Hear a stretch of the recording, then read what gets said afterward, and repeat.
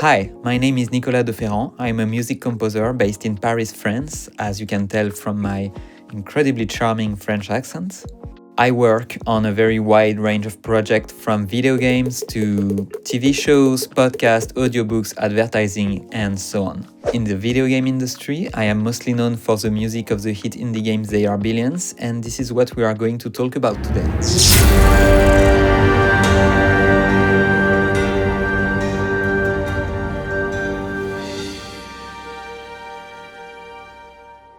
So for those of you who don't know, They Are Billions is an RTS. It's a real-time strategy game that went viral in 2018, and it was developed by Numantian Games, a very small studio from Madrid, Spain.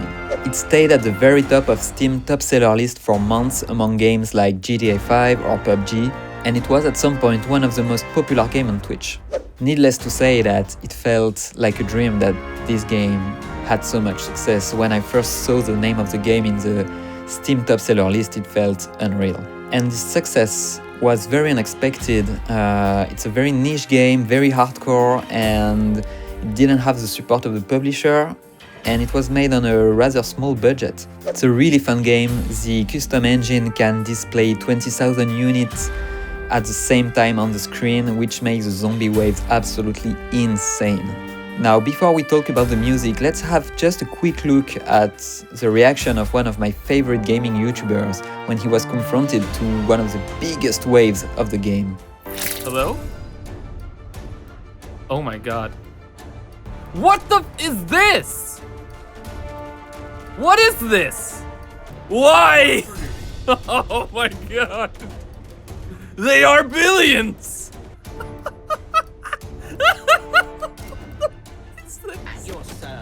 What is this? Strangers! You're the only hope! Our pitiful wood walls! Lock it down!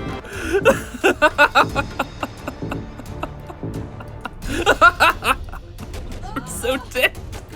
How? Why? What on earth is this? So I was approached by Numantian Games in 2017, and I actually scored their previous game, Lord of Shuliman. They really wanted to work with me again for this one, which made me very happy because they are such an amazing team, passionate people, and I just love working with them. So to be honest, when I started to work on the game as a composer, the beginnings were quite challenging. It's a zombie game, but it's not really scary. It is steampunk, but not with that, how to say it, that stuffy vibe that we usually see in steampunk worlds. It is cartoony, but it's also a bit serious and dark at the same time, so it's not a funny game, it's not a comedy at all. So I couldn't use all the usual codes, so to speak, of these different elements. For example, it was quite difficult to stick to the usual steampunk aesthetics. Like, I couldn't write chamber music, it didn't fit very well. I couldn't write cartoony, funny music, because it's not a comedy, and I couldn't write scary music because it's not a horror game. So for a few days I was struggling a little bit, which was very frustrating because it was a great project and I wanted to do a good job. So I started to think, wait. What am I scoring? I'm scoring a video game. I should think about the game, not the setting. What makes There Are Billions so unique as a game? And the answer is the scale. The ridiculously big waves of enemies. That's what I should focus on. The game could take place in 2020 with vampires instead of zombies, and it would be the exact same game. So the music needed to represent that scale, to express the thousands, millions, billions of zombies coming at you. So I started to think maybe a full orchestra would be a good choice for the music. Because to me it was really the ideal setup to represent, to express that feeling of immensity.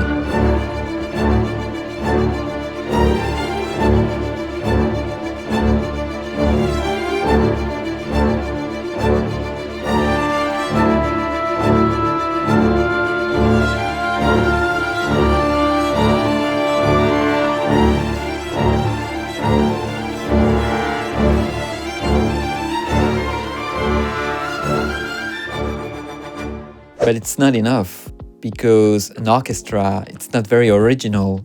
Everybody scores for orchestra, and it's great, it sounds amazing, but how that orchestra is going to represent the game.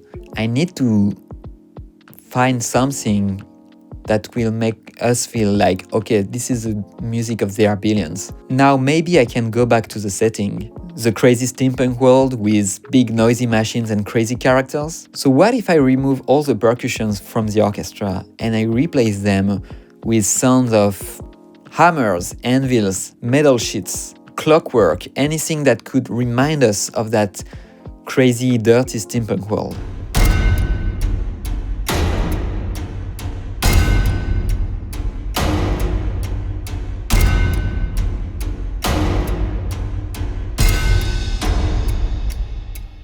Okay, so I have my feeling of scale with my big orchestra, and I have my steampunk elements with my dirty percussions, but it is still not enough. As I said, the game has some kind of cartoony, humoristic vibe. It's not a funny game, it's not funny, but it's not scary either. So what should I do about that? I thought that maybe I could add some kind of over-the-top, oh, the bad guys are coming feeling to the music. Something to make the zombies a tiny bit ridiculous, even though they are very dangerous. And the tempo was my solution. By writing my music to some kind of exaggerated march tempo, I was able to underline the off side of the zombies.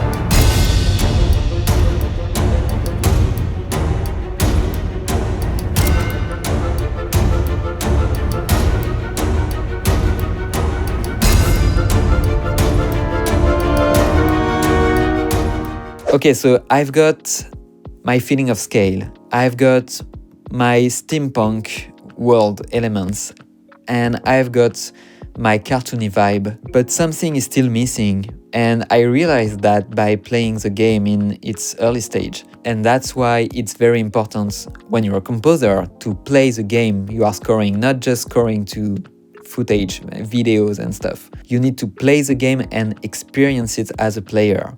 Because when I played the game, I realized something.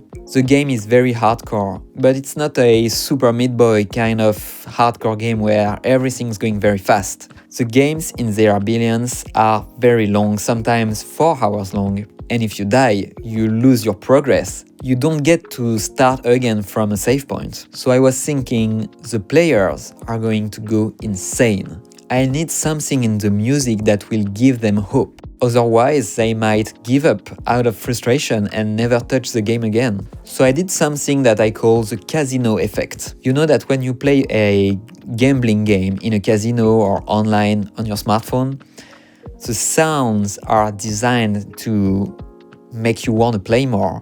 They are designed to make you want to start over even if you lose. They contribute immensely to that feeling of maybe next time I will win the jackpot. It's very psychological. And this is the exact same thing I did in They Billions. I added some elements in the music that would give the players the will to fight, to keep their hopes up, and if they lose, the motivation to start over again.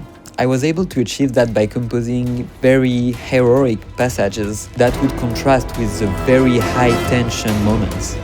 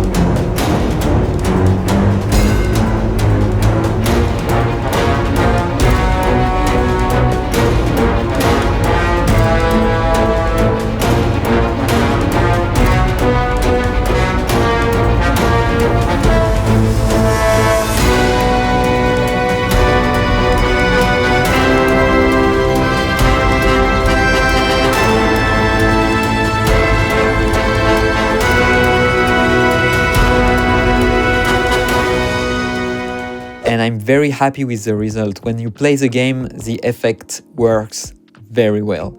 As I said earlier, the game was made on a pretty small budget. So at first, even if we wanted a big orchestral sound, we had to stay fully virtual because we couldn't afford hiring a live orchestra. But when the game went viral, I saw an opportunity. I wanted the music to be at the same level than the game's success, so to speak. To me, the game really deserved a much higher quality soundtrack than what we had.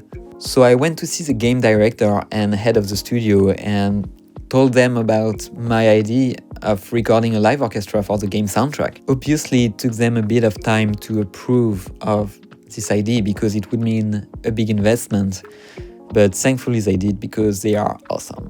If I remember correctly, it took me 1 full month to reorchestrate everything and make the scores. So why reorchestrate? Well, as some of you may know, writing for a virtual orchestra is very different than writing for a live orchestra. I know some people will say otherwise, but I will fight them on that because it is really different. And when I say writing for a virtual orchestra, I don't mean doing simple mock-ups. I'm talking about producing music that will sound good enough to be used in a professional project. So I had a lot of work to do because at this time I was also doing music prep on 1111 Memories Retold, which means that I had my eyes on Sibelius 15 hours a day, which was very tiring. So I went to Bratislava to record the Slovak National Symphony Orchestra with my scores under my arms. The recording session went great. The orchestra sounded amazing, and I had such a wonderful team of people working with me, from the conductor to the recording engineer and the assistants. Everything was perfect. The Slovak radio hall where we recorded sounded absolutely beautiful with its wonderful natural reverb. And I'm so glad Numantian Games allowed me to do that because the result is so satisfying. And it really is a big step up when we compare it to the virtual orchestra version that we had before.